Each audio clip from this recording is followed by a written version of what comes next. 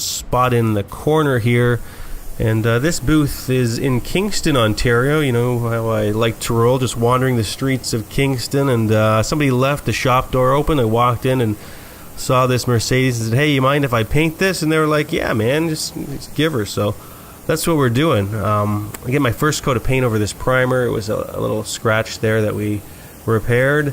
And you can see this color covers extremely well. So sometimes you get blues that are a little transparent, and it usually results in larger blends because each coat you're gonna have to step out a little further unless you have the perfect ground coat.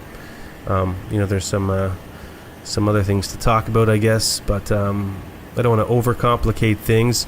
Let's just say this blue hides really well, and it's gonna work in our favor here.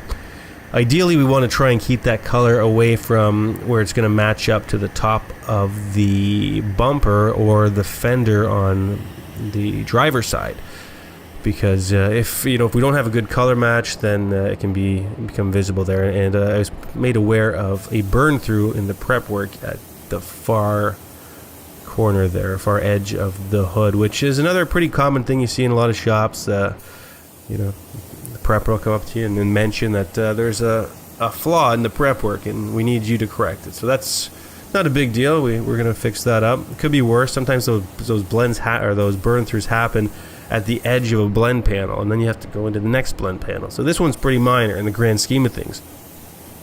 So what I'm working to do with this blend is I'm going to keep it small, and I'm going to watch my arc. I'm going to try to make a better habit of my blends of lessening the arc on the wrist and just fading out the blend, more using the trigger by I guess kind of letting up on the trigger. I face a fair amount of criticism on that with the blending technique. It's just, I mean, it's YouTube. It is what it is. You get people mad for posting a video of their cat eating food. It's just the nature of the beast, I guess. So anyway, there's some fair criticism on some of the earlier videos, and everybody's always learning. Today is a new day, and we're gonna try and improve our blend technique every day until it's perfect. So we're just gonna we're gonna get coverage on this, and then we're gonna put an effect coat. Now silvers can be a little trickier, especially across hoods, blending them just the way that the metallics tend to lie. It's you've got, I guess, gravity working a little differently against you on the hoods with the metallics, where they're going to stand up. Blending could have been a little bit easier using an orientation coat, so like a wet bed. So you'd be blending into a wet surface, but typically I don't feel like I need them, especially on colors like this. This color's generally going to be pretty easy to blend out. And we're going to see the results, and if I'm correct, in just a few minutes.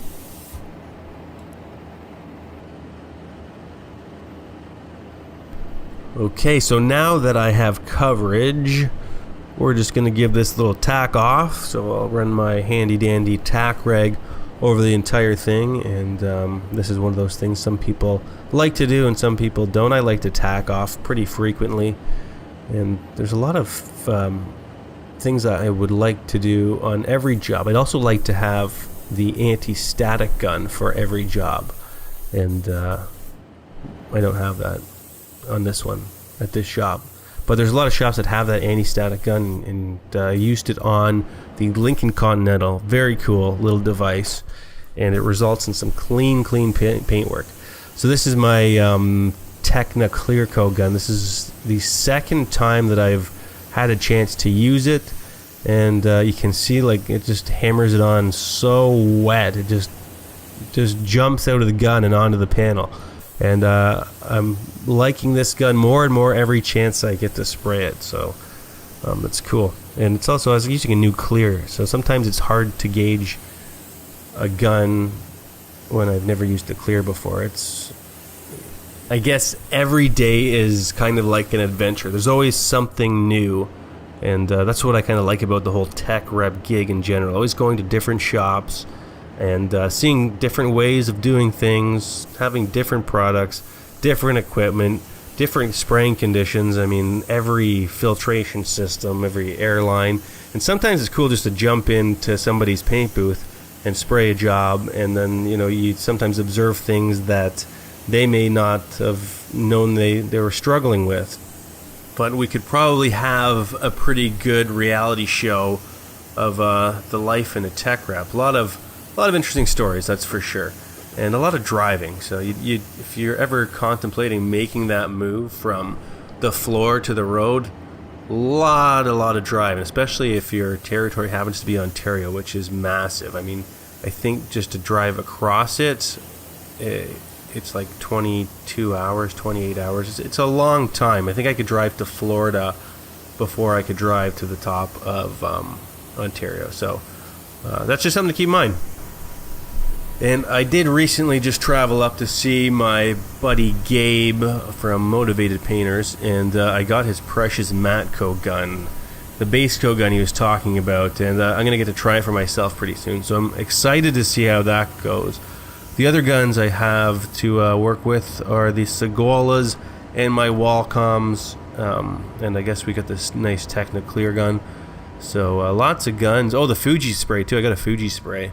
It's on Instagram. You can check that out too. But again, this Technigun's moving up the ranks quickly, and we'll have to just see how this plays out. Here's the finish here. Looks like we've got a nice gloss going on.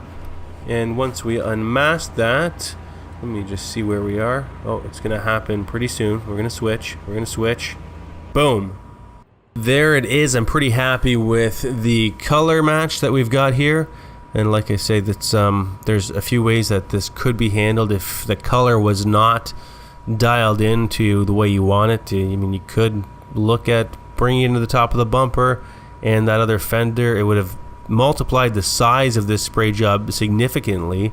But sometimes you have to do that if the color is right out to lunch. Or, I mean, you could spend that time tinting the color if you're better at tinting. But usually it's a quicker and safer bet to blend in every direction should you need to do that, and in most cases you do need to blend. So just throwing that out there. And before I let you go, I can actually walk into the other booth here where my buddy Lee was spraying, and this is a case where he's taken that color into the fender. So we've blended the fenders for the sake of the color match on that front bumper, and that's just it's sometimes necessary. I'm sure there's some people out there that would be arguing it is necessary every time, and I mean, if you want that perfect worry-free color match, then absolutely. But I guess the reality in most shops, it sometimes happens and sometimes doesn't.